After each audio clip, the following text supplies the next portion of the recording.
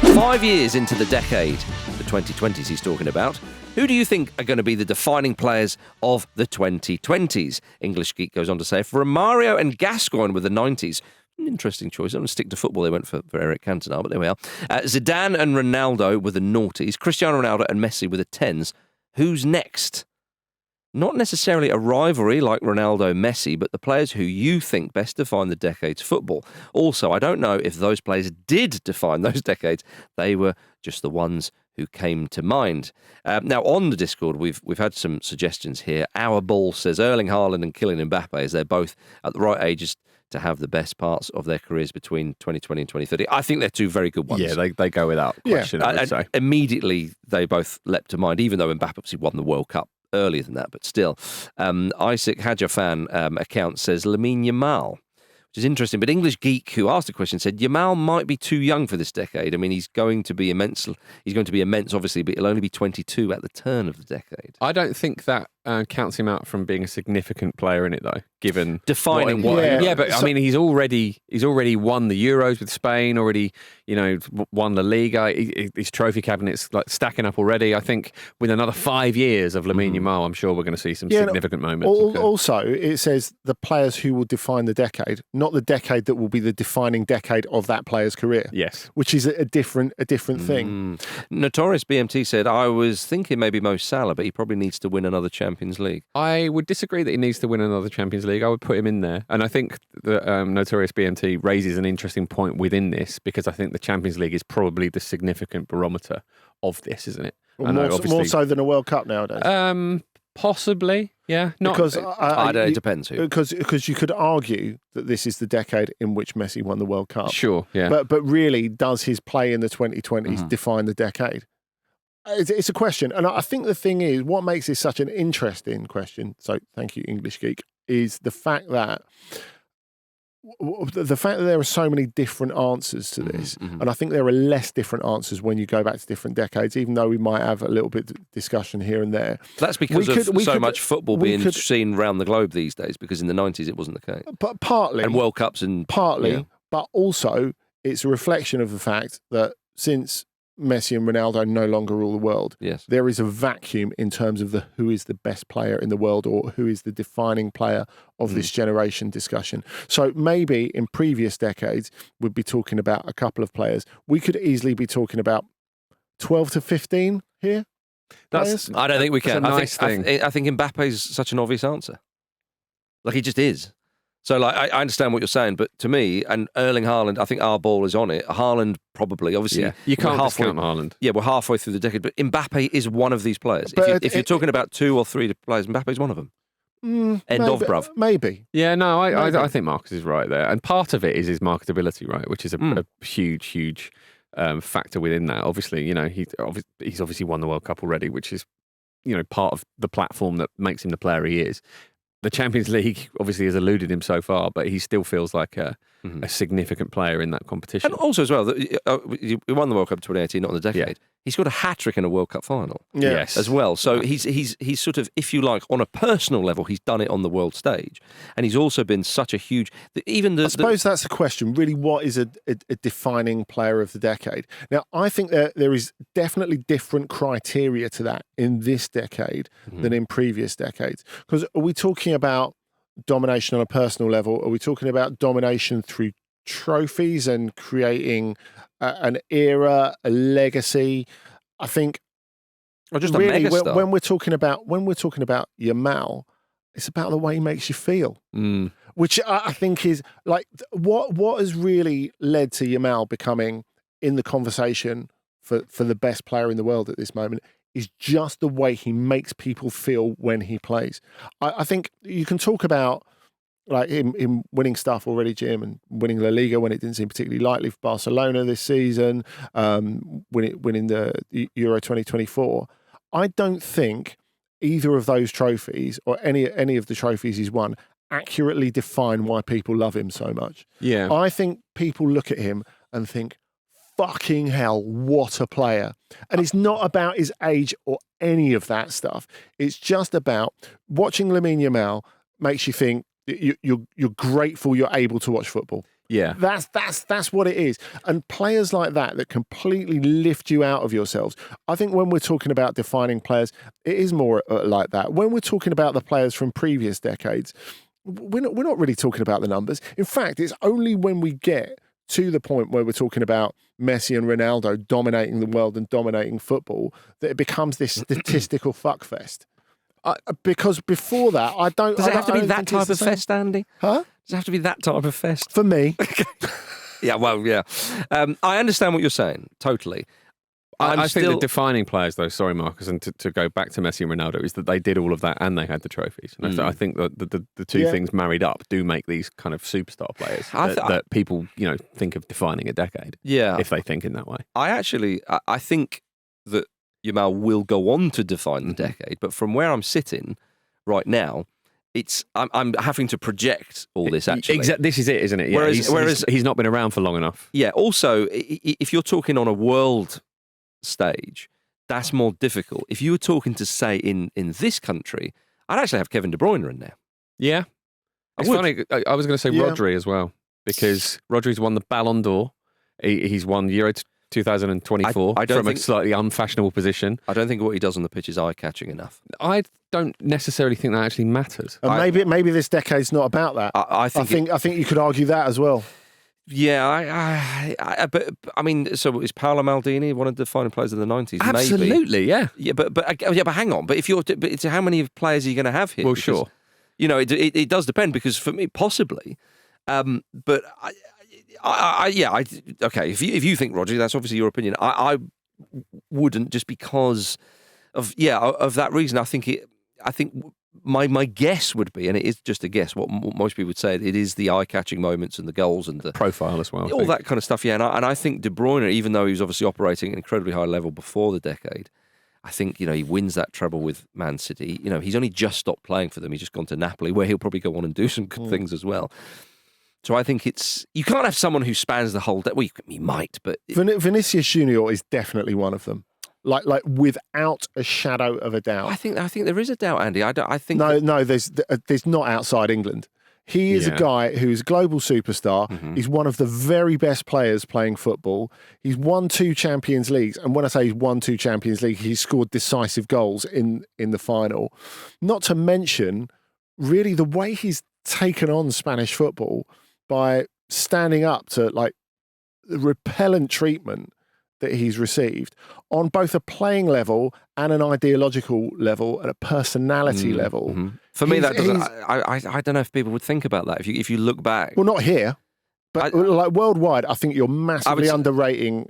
I'd have Robert Lewandowski above him, probably. Yeah, I mean that's just maybe not in the. Actually, I maybe don't not agree with that. Maybe evidently, maybe not in the 2020s though. Actually. I wouldn't have hard thing to define, isn't it? Yeah, I wouldn't have Robert Lewandowski. But I think you're talking about the whole point with it's hard. Vinny Junior. You're talking about someone who's more than just a great player. That's the point. So in whatever way that manifests, whether it's what Vinícius is able to do on the pitch and off the pitch, and the way he really gets under people's skin, whether it's someone like Yamal, who, as I say, just makes you feel something that you don't feel that often when you see footballers. And funnily enough, that's why I have the doubt over Kylian Mbappé. The numbers, there's no argument. The fact that he steps up at big moments and does stuff in finals, there's no argument. But I think if you ask people, does he give you that wow? Maybe he should. Mm-hmm.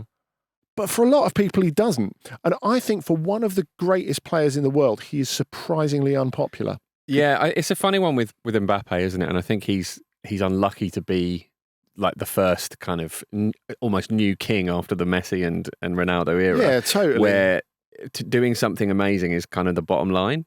And it's the least you expect from a player like that. So perhaps he kind of doesn't get the credit when he does it. I don't think he does. No, I think because he's played for most of this decade so far in France, a lot of people globally consider his trophies a little bit worthless as well, which again I'm not saying is totally fair, but I think you have to factor that in as well. Could we come to the end of the decade and maybe include Jude Bellingham in this? I've got Bellingham in my list, yeah, and actually part of it is because I think it is about the profile of the player. It's about how memorable the player is, how they impact games. And we've seen How they Bellingham connect with take supporters. games by the scruff of the neck so many times. And I think he is that sort of talismanic figure, especially for a club like Real Madrid. Being as young as he is, again, to have won the Champions League. The Champions League, certainly to me, is a really defining element of this. And I think he should be in there. And also, when you kind of, when you look back on decades, you often think of goalkeepers, and I think probably despite not being the best goalkeeper in there and having the most obvious flaw from some of the other top goalkeepers at the time, I'd say it's probably Donnarumma who is the one where you look back and go, oh God, yeah, he was horrible. Champions League, yeah, this exactly. year. Now he's won the Champions League. We're talking defining players. We're not talking necessarily best or faultless, are we? I agree. In fact, the flaws are often a part of those players, aren't they? Yeah, and I think that whole comeback narrative, it sort of adds to the legend, doesn't it? Scott McTominay.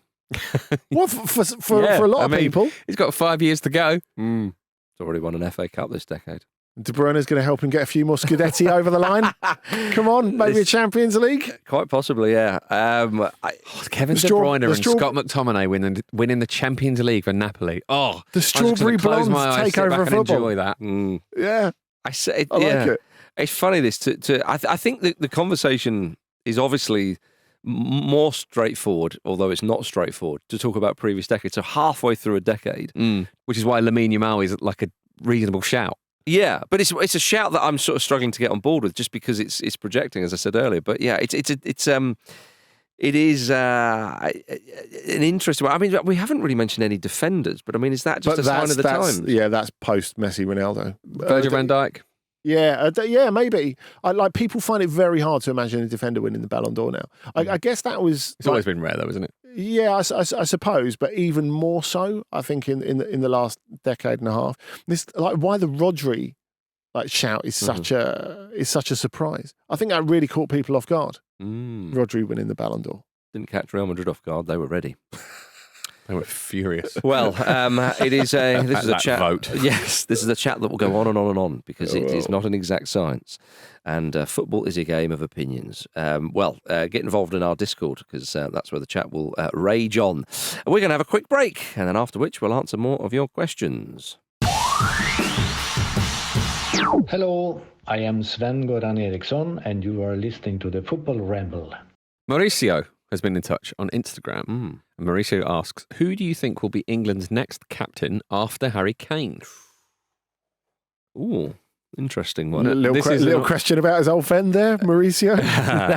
This is an obvious one to me.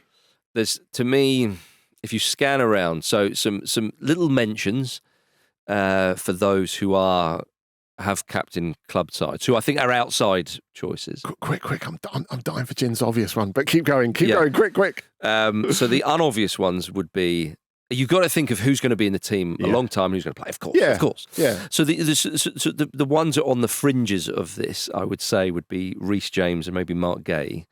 But again, I think the blank looks I'm getting are. If Reece James was fitter, I think he would be very close for me. Yeah, but again, they're not one he's for established enough as an England player, personally, because of the fitness. Yeah. If you look around the squad, there aren't many names. So which is why I'm trying to kind of. To me, there's two obvious ones, and then there's and if you look at maybe there's some other ones, I would mention them. But while they sort of nailed on starters, perhaps now would they be in 2 years' time? Blah blah blah blah blah. The obvious ones for me are two of England's most important players. They've got the personalities, very different personalities. It's Declan Rice or Jude Bellingham. To me, that would be the conundrum. Presumably, you had one of them, Jim. Yeah, I would have gone for Declan Rice, and that's who I would go for. Yeah, and as I well, think Bellingham maybe later might be too much on his shoulders now. I think he'd rise to that and he would like it, but I'm not sure it'd actually be the best thing for him. My outsider would have been Jordan Pickford, again, just because he's very, very likely to play every game.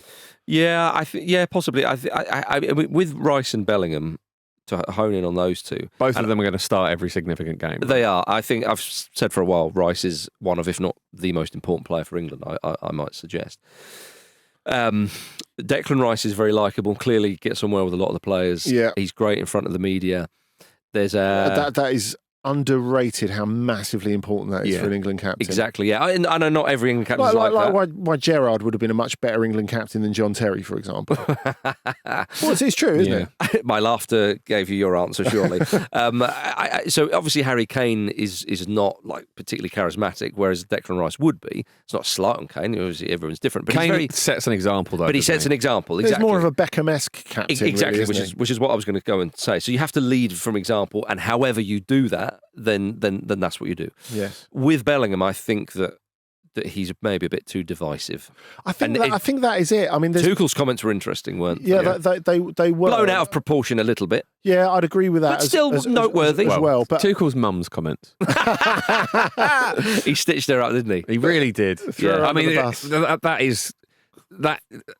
Thomas Tuchel has stitched up his own mum in the wake of a really embarrassing England defeat. I knew there would be fallout, but I did not think it would go that way. He would throw literally anyone under the bus. But he'd throw his own mum under the bus to get England to win. Yeah, it was interesting. There was a piece in the Mail, by Oliver Holt talking about Bellingham. Yeah. And he was saying that perhaps you should give the captaincy to Bellingham, because he might rise to it. And it was very interesting, though, because he whatever one may think of the bits and pieces of this, but he spoke about Bellingham and how, off the back of those Tuchel comments, as a number of people have done, and said, yeah, he can be divisive. He can rub people up the wrong way, as Tuchel was saying. And Holt went on to say in his piece that that Bellingham is often spared a lot of media stuff, basically because, as he put it, his very confrontational father, Jude Bellingham's father, is what's written in the piece. And I think that if you ask around, you'll find that may well be the case. Although I've never met the man, I've never had any dealings, so I don't know. But I'm going on what other people have printed here. And he said that one of the things is actually that he was sort of cutting deals with Bellingham in this England squad. Or playing for England, and basically saying, he doesn't have to do a lot of media stuff and blah, blah, blah, blah, blah. And he's saying you can't have these special arrangements anymore. And I think that's the thing with Bellingham. That's a massive barrier to captaincy. Exactly. Yeah. And he's saying, England captaincy. Yeah, and he's saying, look, enough of this, okay? You've got to strip that away, give him the captaincy, he'll rise. And because all this sort of chatting with referees that Tuchel mentioned, and maybe intimidating his own teammates, or however you want to look at that, if you give him the captaincy, then you can channel it a bit more, and he's going to be the leader and the big man who people can get on board with. I think that's all a bit fanciful. I think it's massively fanciful. And I think Declan Rice is ultimately the answer to the question. Yeah. But I think, as Jim said, in years to come. But what do you think about all that Bellingham stuff, Andy? Because it was stuff that I actually didn't realise when I read that piece. And one or two other bits and pieces around it as well. The Bellingham thing's really interesting because, like, a lot of media, particularly in the wake of England duty this week, have talked about, Jude Bellingham should... The feeling within the media seems to be, could he be a bit more friendly? Yep. Really? And I think it was Craig Hope from the Mail actually said, he's talked. He gave that press conference at the end of the tournament, like near the end of the tournament last summer, where he said he felt he'd been picked on, and Craig thought that was like just way over the top. No, I would agree with him. Well, that was the celebration against Slovakia. Yeah, it seems like hypersensitive, and honestly, he gets off like quite lightly compared to. But I think it's really interesting that Bellingham is this really outgoing personality who connects with supporters, particularly in the stadium, like very few players do. That he is a real leader. That he'll call his teammates to account. But on the other hand, you can be a leader without being a captain, and you have to be way, way more diplomatic if you're going to be England captain. Now, the question is, I think we drill back into the wording of the questions. Who will succeed Harry Kane? Who will be the captain after Harry Kane? Now, this is the only thing, Jim, where I really feel that Bellingham might have the slight advantage over Declan Rice. If Kane carries on for another few years. Kane's not going anywhere in a hurry. And he is someone who will, a little bit like Cristiano Ronaldo, play for England until they say, right, can you please go? Yes. He will carry on. And you have to assume he'll be the captain for like pretty much all of that time. Go and sit in the stands with Jordan and Kyle. Yeah. So age-wise, maybe it works a little bit more for Bellingham. And like in the previous question where we were projecting forward to what's happening in the next 5 years, and I think that's immensely hard to do in modern football, who knows what Bellingham will be like. You know, if he stays at Real Madrid, some of the edge will have to come off that personality. Although it's being ramped up there, though, Andy. I think that's one of the problems. Yeah, that's part of the deal at Real Madrid, isn't it? Look at the Ballon d'Or bollocks where they didn't turn up, and then the hounding of referees and all the rest of it. Yeah, but if it's been highly charged. Sure, but his current personality cannot be Real Madrid captain. It's too much. It's way too much. Whereas if a little bit of the edge comes off that, I'm not saying he completely changes his personality, because as you say, that is completely unrealistic, and I don't think it's desirable either. But in terms of him learning to... It's about channeling it, which is what Tuchel said. Him learning to take a breath and not saying what he thinks the whole time, he can't go on at that intensity forever. I think he's one of those players where he's, less captain material and more general material, because he feels like he has to go to war. That's fair. Like he has to feel like he is going to war to get the best out of himself, and he wants his teammates to be like that as well. And essentially any opposition, be that, literal physical football or post-game criticism, is the enemy, essentially. That's what I see from him. And there's a bit of the Michael Jordan about it, isn't there? Yeah, totally. And I took that personally, sort of thing. Yes, exactly. Yeah, and look, and you want the big personalities. You want all this, as Tuchel said. You don't want Bellingham to change. It's all about channeling it. I mean, you think about the so-called golden generation of England. You think about the amount of potential. You had Gary Neville, John Terry, Rio Ferdinand, Gerrard, Lampard, Beckham.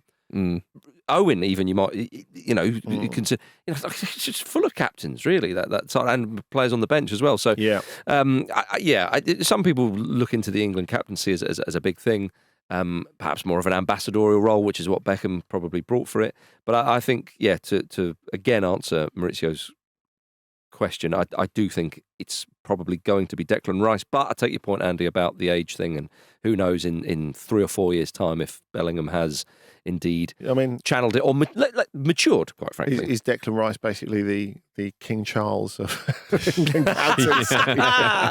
Quite possibly.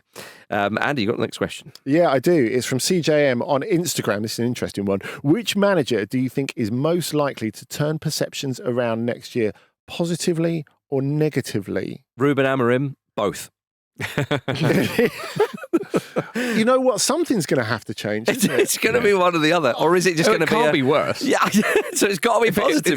The only way it's worse is if they're relegated, which is just never going to happen. If it continues like it's going to get more negative. No, but the funny thing is that the perception of him is he's still a good coach. Yes. So it can actually only for him. He either that is affirmed and people go, oh yeah, there he is. He's got some perception bucks in the bank for sure. Exactly. He can only lose them for me. Yeah, if they bring out like some cool new signings and they're still crap. Yeah. I mean, we've seen that happen many times. Well, that's the confusing thing about Manchester United. Again, it is the perception. He's a good footballing coach. We've seen that at Sporting. Okay? Yeah. But we've also seen other managers go from the Portuguese league specifically and then try, say, in the Premier League or elsewhere, and it's not quite happened. And I wonder Some with significantly tighter trousers than Amorim. Oh, now you're talking. So I wonder if, with Amorim, if it doesn't actually go well, I think perceptions of him, people could say, okay, you got the club, you got this.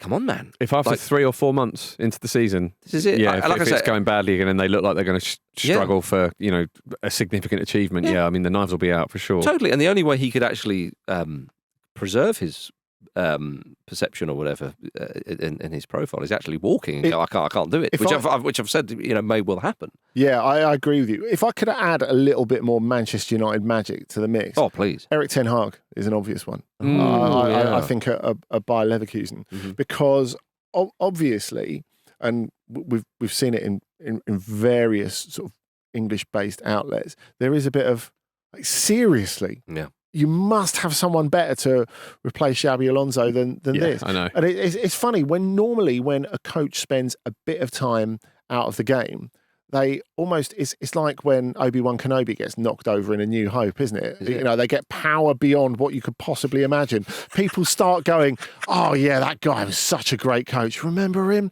If you stay out of the game, it almost makes your reputation increase for a bit. That hasn't worked Because, and I think that goes back to what you were saying about Amorim. Like, how long he stays there, and if it doesn't get better, that is scarring that will go with him. You know, if he stays there another year and it's another year that's shit, that will stick with him. People won't be saying it's Manchester United. People will be saying it's Ruben Amorim. And I think that's what a lot of people, particularly who watch the Premier League on a weekly basis, are saying about Erik ten Hag. Now, this completely overlooks the fact that he's actually a good coach. He's got an enormous amount of respect in Germany, which is why a big German club went for him.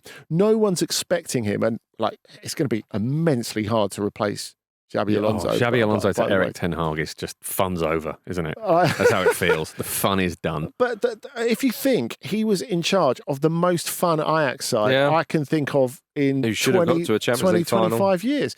So with different players, with an environment where everything upstairs works, which it didn't towards the end at Ajax, and it never did at Manchester United, he can just get on with coaching. And his head might grow back. That's how good it might be there. Centre parting by November. Exactly, yeah. I think it could really change the way people look at him. Now, obviously, it won't be easy because he's replacing Alonso, because of Florian Wirtz going, because of Frimpong going. As well. Yeah, but he never had these players though. But yeah, that's true. But in terms of what Leverkusen have been over the last couple of years, he might need a season to bed in. I think it'll be really interesting because they're going to give him a bit of muscle in the transfer window, certainly by Leverkusen standards. I think they could end up with a side that no one expects anything of that will continue to be quite competitive next season. And that maybe, I don't think it would regenerate his reputation in terms of the Premier League because in terms of staying at United a bit too long and not being able to get the stink of failure off you. I mean, he's definitely in that zone. Talking of like what happens in the Premier League and how we perceive people for what happened in the Premier League, I can't wait to see Ange Postecoglou's next job and see how maybe he turns his reputation around a bit, because his reputation from when he arrived, it's like, wow, what a breath of fresh air. The way he speaks, the way Spurs play, to like the end of it. If you take away the Europa League, the guy who loses 22 games and people think his training methods are responsible for injuring all the players. I mean that has damaged not just like what people think of him in terms of his competence and him being capable of making a team to win.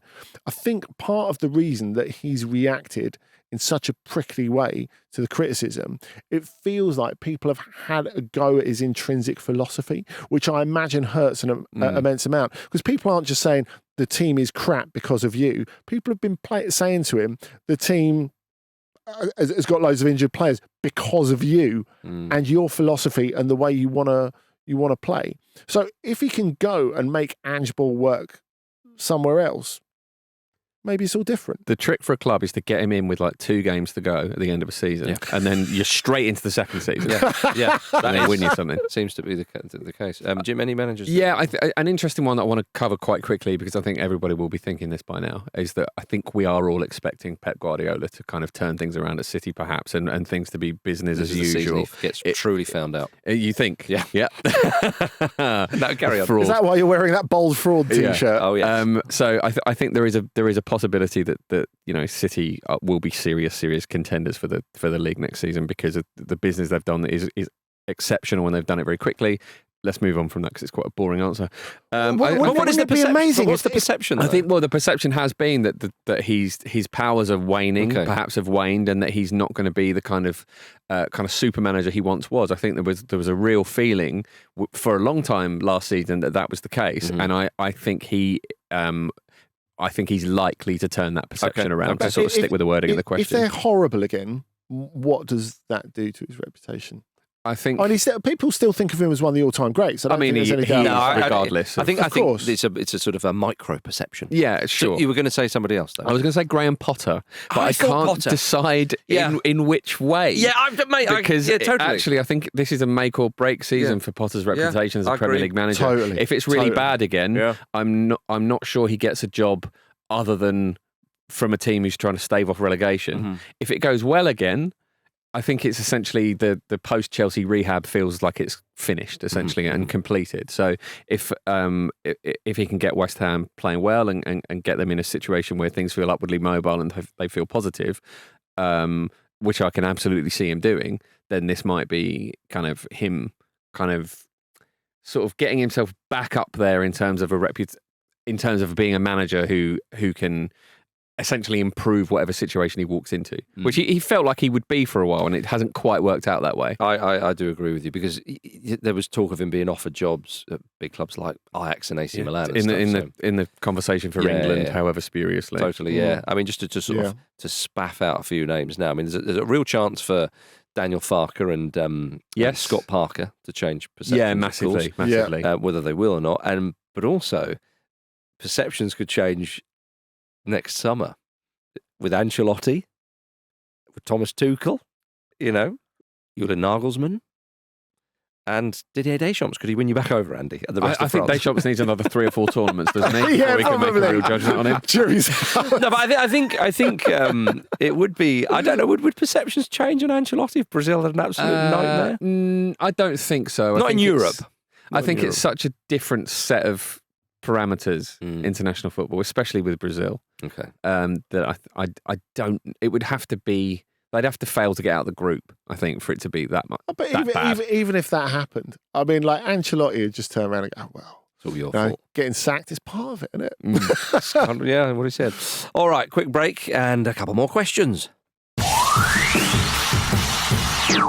Big Nell has been in touch on YouTube and asks, which young players do you want to see more of next season? I want to see what Tyler Dibbling looks like in a decent team. Yes, that's a good one. Great shout. Because, he's valued at such a vast amount. I've no idea how good he is. Yeah, exactly. He's not a £100 million player, is he? But you see that figure touted about because obviously Southampton didn't want to sell him. Yeah. They obviously will sell him and it will obviously be for nowhere near that. But you're right. Yeah, no, I totally agree with you. I'd like to see, as he's playing at the Euro under-21s at the moment, James McAtee play more. Yes. Yeah, defo. And on Joe Hart said on commentary, co-comes during the Czechia game, he said, I think it was Joe Hart, was it one of the pundits? Anyway, let's go with Joe Hart. And he was talking about McAtee and he just said, yeah, he's not playing that much, but he want to play. And he said, I've got 2 words for him, Cole Palmer.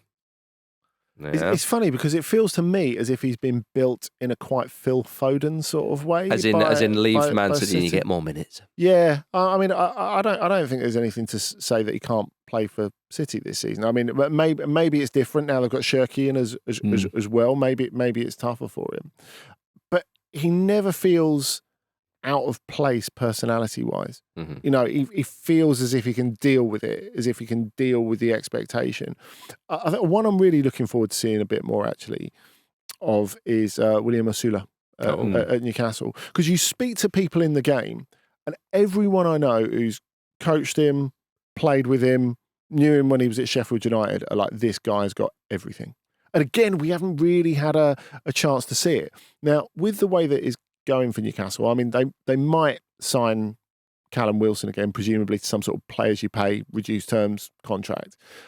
But when they were bringing him on at the back end of last season to relieve Isak, I was like, yeah, I know what Callum Wilson can do. I want to see a bit more of Osula. And of course, he scored his first Premier League goal just before the end of the season. So I think to see a bit more of him.